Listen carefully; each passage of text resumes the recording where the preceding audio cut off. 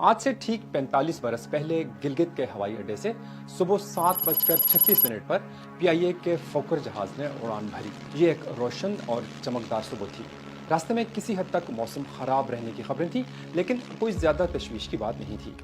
اس پرواز کا نام PK-404 تھا اور اس کی منزل 300 کلومیٹر دور اسلام آباد تھا، جہاں اس نے 55 منٹ کی پرواز کے بعد اترنا تھا۔ جہاز پر 49 مسافر اور عملے کے 5 ارکان سوار تھے۔ جہاز کو کیپٹن SS زبیر اڑا رہے تھے، جبکہ ان کے ساتھ کیپٹن احسن اقبال بلگرامی بھی تھے۔ فرسٹ آفیسر سہیل اقبال تھے۔ طیارہ فوکر F-27 فرینڈشپ 200 تھا، جو صبح سویرے اسلام آباد سے مسافروں کو لے کر گلگت پہنچا تھا اور ابھی واپسی کے پھیرے پر جا رہا تھا۔ فضا میں بلند ہونے کے 4 منٹ بعد یعنی 7:40 پر پائلٹ نے کنٹرول ٹاور کو بتایا، ہم بنجی پہنچ گئے ہیں۔ بنجی گلگت سے کوئی 40 کلومیٹر جنوب مشرق میں شاہراہ ریشم اور دریائے سندھ پر واقع ایک قصبہ ہے۔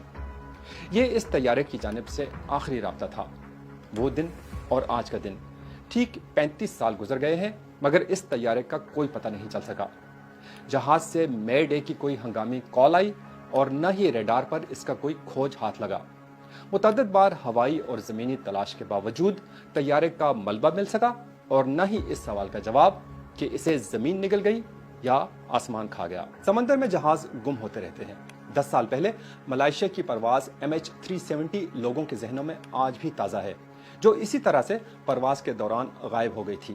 10 سال کی تلاش کے باوجود اس طیارے کا مکمل ملبہ یا بلیک باکس تو نہیں مل سکا، مگر چند ٹکڑے ضرور ملے ہیں، جن سے پتہ چلتا ہے کہ یہ بحر ہند میں کہیں غرق ہو گیا تھا۔ لیکن سمندر سے ہزاروں کلومیٹر دور 82 فٹ لمبے اور 95 فٹ چوڑے جہاز کا یوں غائب ہو جانا ایک ایسا پراسرار واقعہ ہے جو ہوابازی کے ماہرین کو آج بھی حیرت میں ڈالے ہوئے ہے۔ یہ جہاز ہالینڈ کی طیارہ ساز کمپنی فوکر کا بنایا ہوا تھا۔ اپنے زمانے میں یہ نہایت محفوظ جہاز تصور کیا جاتا تھا اور تمام براعظموں میں بڑے پیمانے پر استعمال ہوتا رہا۔ پاکستان میں PIA نے اسے خاصے عرصے تک کم فاصلے کی پروازوں کے لیے استعمال کیا۔ 2 انجنوں والے اس جہاز کا ماڈل نمبر فرینڈشپ 200 تھا اور یہ 1962 میں بنا تھا۔ یہ 1989 تک 44,500 گھنٹے اڑ چکا تھا۔ اس سے قبل دسمبر 1972 میں بھی ایک فوکر F-27 جہاز PK-631 گلگت سے اسلام آباد آتے ہوئے راستے میں گر کر تباہ ہو گیا تھا، جس میں جہاز پر سوار تمام 26 افراد موت کے گھاٹ اتر گئے تھے۔ قابل غور بات یہ ہے کہ اس جہاز کا پرواز کے بعد جب رابطہ منقطع ہوا تو PIA نے اسے بھی لاپتہ قرار دیا تھا۔ تاہم بعد میں تلاش بسیار کے بعد اگلے دن کوہستان ڈویژن کے صدر مقام داسوئی کے قریب جلکوٹ نامی ایک گاؤں سے اس کا ملبہ دریافت کر لیا گیا۔ فوکر قابل اعتماد طیارہ صحیح، لیکن ہر مشینری کی عمر ہوتی ہے۔ جب پاکستان کے پاس موجود طیارے پرانے ہونے لگے تو حادثات کی تعداد بھی بڑھ گئی۔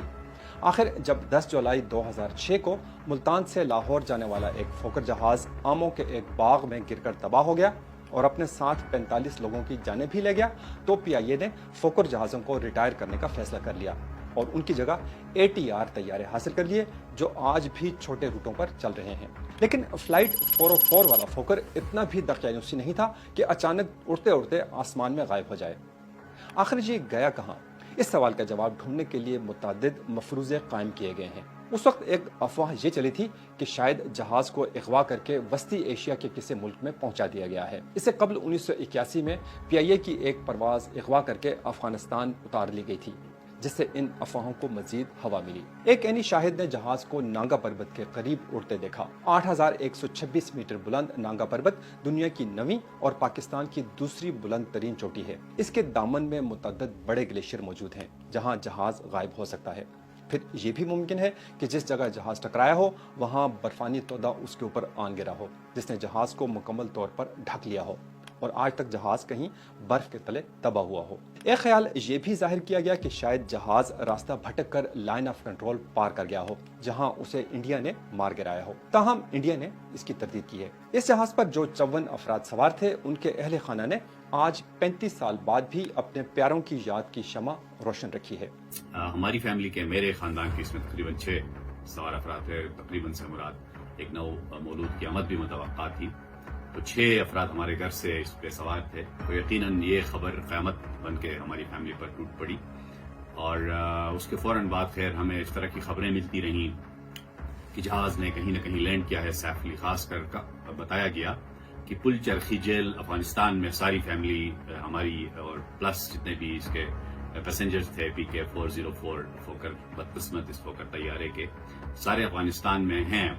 تو بتایا جاتا رہا، ہمیں خبریں آتی جاتی رہیں، لوگوں کے ذریعے سے ہمیں بتایا جاتا رہا کہ یہ سارے لوگ سیف ہیں اور پل چرخی جیل افغانستان میں ہیں.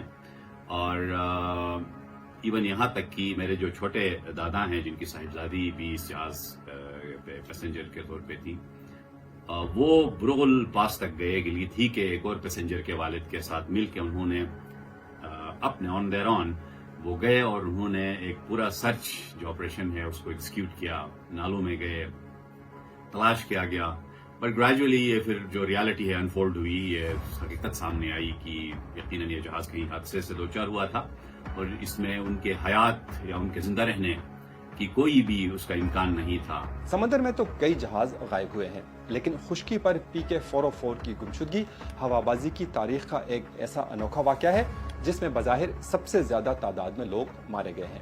اس سے قبل 1968 میں انڈین ایئر فورس کا ایک جہاز لداخ کے علاقے میں طوفانی موسم کے دوران گم ہو گیا تھا. بہت ڈھونڈنے کے بعد اس کا کوئی سراغ نہیں ملا. البتہ ٹھیک 51 سال بعد اس جہاز کا ملبہ 17,000 فٹ بلند ایک گلیشیئر پر مل گیا. گلگت سے غائب ہونے والی PIA کی فلائٹ کا نمبر PK-404 تھا. کمپیوٹر میں ایک ایرر میسج آتا ہے، 404 ناٹ فاؤنڈ. ایک عجیب و غریب اتفاق یہ ہے کہ یہ فلائٹ 404 بھی آج تک ناٹ فاؤنڈ ہی ہے. البتہ اگر انڈین جہاز کا ملبہ نصف صدی کے بعد مل سکتا ہے تو اس سے یہ امید بنتی ہے کہ شاید کسی نہ کسی دن PK-404 کا ملبہ بھی ہمالیہ یا قراقرم کی کسی بادلوں سے ڈھکی چوٹی یا کسی گہری کھائی میں پڑا مل جائے.